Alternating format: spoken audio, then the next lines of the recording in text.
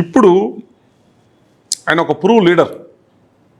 ఆయన అంతకుముందు 2014-19కి ముందు మంత్రి కాదు, ముఖ్యమంత్రి కాదు, అంతకుముందు ఏదో సెంట్రల్ మినిస్టర్ కాదు, పెద్ద రాజకీయ అనుభవం ఉన్నటువంటి నాయకుడు కాదు, అంతే కదా.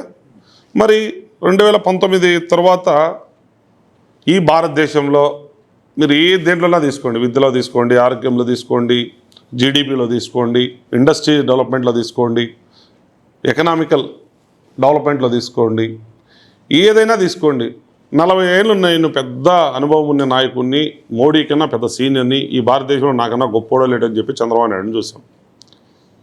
గ్రాఫిక్స్ ఓన్లీ ఒక గ్రాఫిక్స్తోనే కాలం ఈనాడు పేపర్లో పెద్ద బ్రిడ్జి కడతాడు, పెద్ద ఏంది ఒక అద్భుతం, ఏది రాజధాని కడతా ఉన్నాడు, పెద్ద అక్కడ ఏదో పార్కు కడతా ఉన్నాడు అని అపోహలతో మాత్రమే నడిపినారు.